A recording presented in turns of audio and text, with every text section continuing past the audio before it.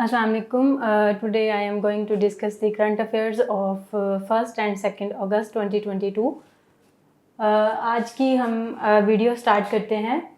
सबसे पहले कुछ कैपिटल्स थे जिनका जिक्र आया था न्यूज़पेपर में। सबसे पहले है लेबनान। लेबनान का है बेरूत। बेरूत जो है लेबनान की एक छोटी सी बात मैं आप लोगों के साथ शेयर कर देती हूँ कि इसका जो प्राइम मिनिस्टर होता है वो मुस्लिम होता है और जो प्रेसिडेंट होता है वो क्रिश्चियन होता है। ठीक हो गया, मतलब क्रिश्चियनिटी रिलीजन से बिलोंग करता है। और इसका जो इस वक्त पीएम है वो पीएम मैं आपको अभी आगे जाकर बताती हूँ। ठीक हो गया। और फिर उसके बाद है इराक। इराक का जो कैपिटल है वो है बगदाद। और बगदाद और ये जो यहाँ पे हम अक्सर पेपर के अंदर हमसे पूछा जाता है कि सद्दाम हुसैन जो है एक पर्सनालिटी है, वो इधर से ही बिलोंग करती है। सद्दाम हुसैन जो है ये एक पॉलिटिकल पर्सनालिटी थी। इन्होंने 2003 के अंदर यूएस का यहाँ पर रेड हुआ था, इन्वेजन हुई थी। तो उस इन्वेजन के नतीजे में सद्दाम हुसैन की वहाँ पे गवर्नमेंट थी उस वक्त, उसको टॉपल कर दिया गया था और इसको 2006 के अंदर इसकी इसको डेथ सेंटेंस दे दी गई थी, मतलब इनकी डेथ हो गई थी। फिर उसके बाद है बांग्लादेश। बांग्लादेश का कैपिटल है ढाका। और बांग्लादेश जो है हमसे कब अलहदा हुआ था? पाकिस्तान से 16 दिसंबर 1971 में। और फिर उसके बाद न्यूजीलैंड का कैपिटल जो है वो है वेलिंगटन। फिर उसके बाद एक बुक थी, वो बुक जो है दिस चेंज एवरीथिंग, ये नोमी कलैन की है। बुक के बारे में, ऑथर के बारे में आपसे पूछ सकते हैं। फिर उसके बाद कुछ न्यूज़पेपर्स और न्यूज़ एजेंसीज। एक है फार्स न्यूज़ एजेंसी, ये ईरान से बिलोंग करती है। ठीक हो गया। और जो एक है ग्लोबल टाइम्स, ये न्यूज़पेपर है, ये स्टेट रन न्यूज़पेपर है चाइना का। ठीक हो गया।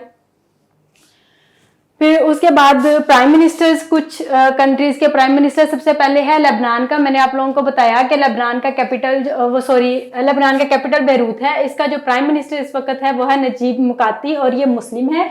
और इसके जो प्रेसिडेंट है वो है माइकल और वो क्रिश्चियन है। ठीक हो गया। और फिर उसके बाद है ऑस्ट्रेलिया। ऑस्ट्रेलिया के प्राइम मिनिस्टर इस वक्त जो है वो है एंथोनी अल्बनीज़। लेबनान के प्राइम मिनिस्टर है नजीब मकाती और ऑस्ट्रेलिया के हैं एंथोनी अल्बनीज़। फिर उसके बाद फॉरेस्ट फायर्स के बारे में बता देती हूँ थोड़ा सा आपको कि आप लोगों को पता है कि ज़मीन का टेम्परेचर जो है अर्थ का वो दिन ब दिन बढ़ता जा रहा है। तो उसकी वजह से बहुत सारा फायर्स अक्सर फॉरेस्ट के अंदर हम सुनते हैं। तो इससे रिलेटेड ही न्यूज़पेपर, कल के और आज के न्यूज़पेपर में 2 न्यूज़ थी, वो मैं आप लोगों के साथ शेयर कर देती हूँ। सबसे पहले एक है क्लैमथ नेशनल फॉरेस्ट है कैलिफोर्निया के अंदर।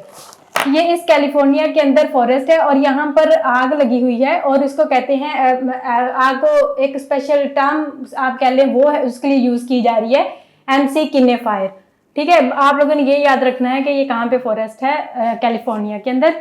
और फिर उसके बाद है अमेजोन। अमेजोन आप लोगों को पता है ये बिगेस्ट रेन फॉरेस्ट है वर्ल्ड का, दुनिया का बिगेस्ट रेन फॉरेस्ट है अमेजोन। अमेजोन के अंदर इसकी इस तरह से उन्होंने न्यूज़ बताई हुई है कि अगर हम इस साल का जुलाई मंथ में अगर हम देखें और पिछले साल के जुलाई मंथ तक अगर हम देखें तो इस साल तकरीबन 8% फायर इंसिडेंट अमेजोन के अंदर ज्यादा हो गए हैं। ठीक हो गया।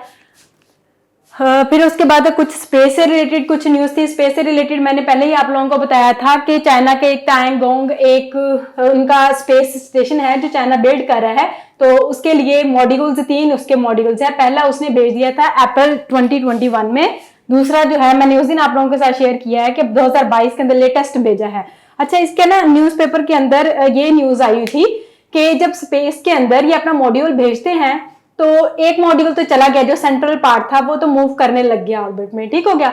अब जो सेकंड उन्होंने मॉड्यूल भेजना था उसके लिए एक बूस्टर रॉकेट यूज होता है। बूस्टर रॉकेट्स यूज होते हैं जब मॉड्यूल्स भेजे जाते हैं ना स्पेस में।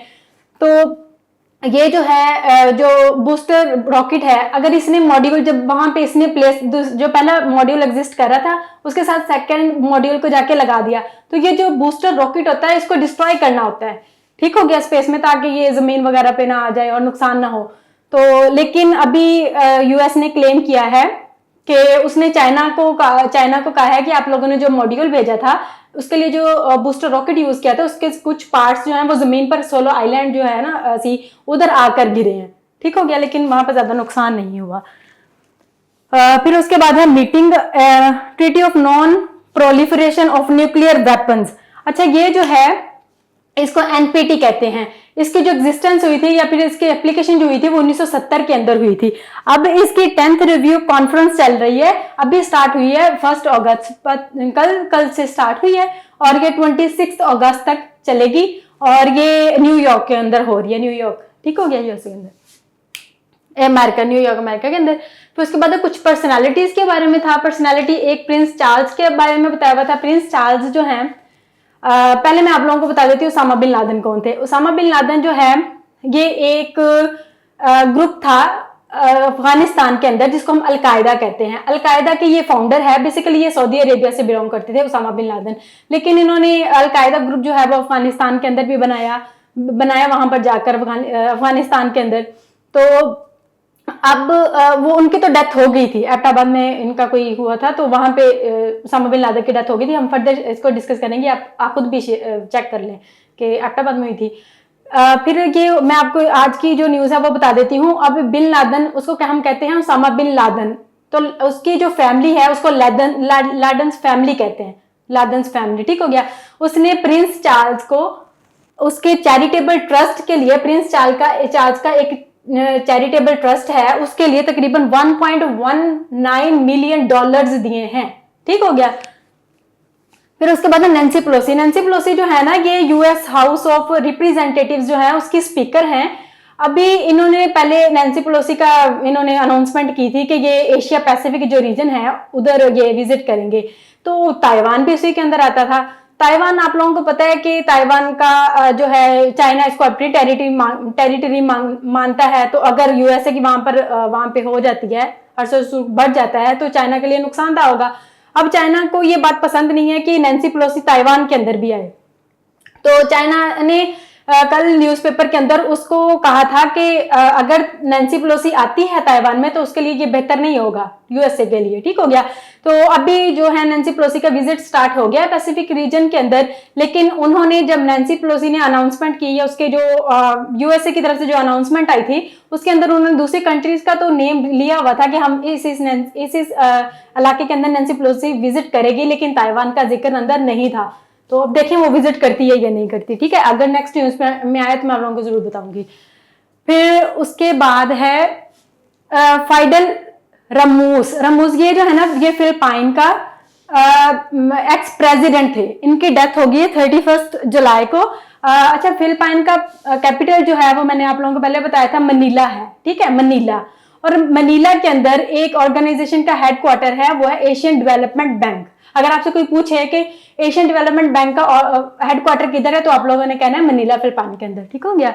फिर उसके बाद है मुक्तदा अल सदर के बारे में आप लोगों को बता देती हूँ। ये एक शिया प्रीचर है, इराक से बिलोंग करते हैं।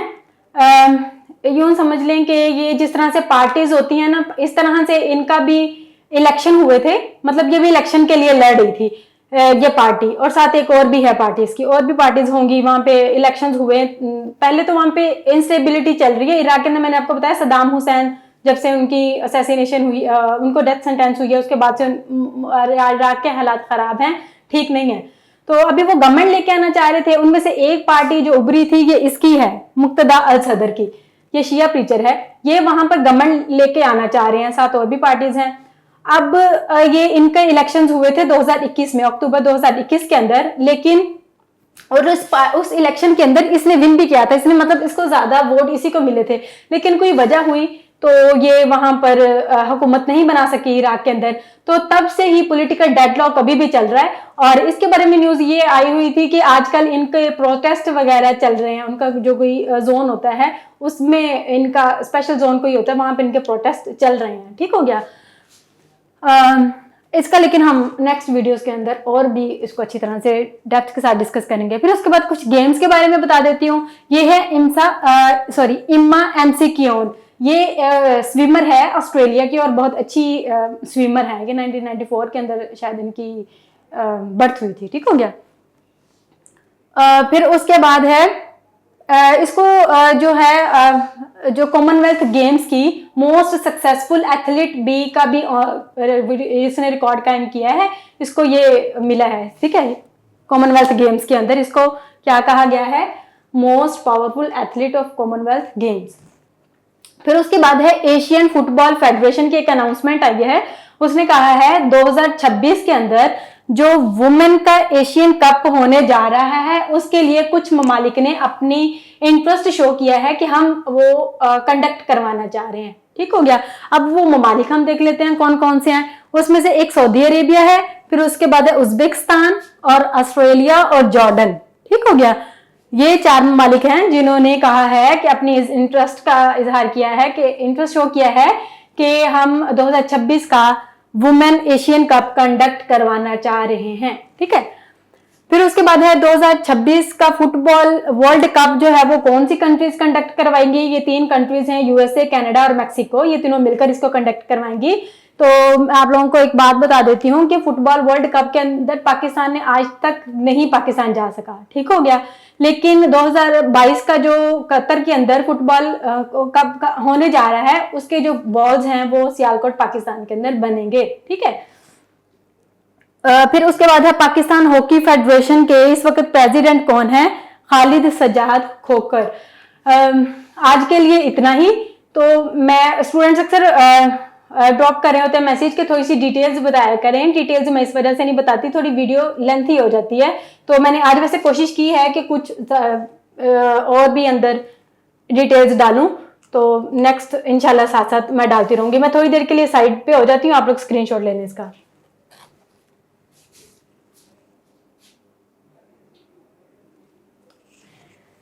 Thank you so much. Allah Hafiz.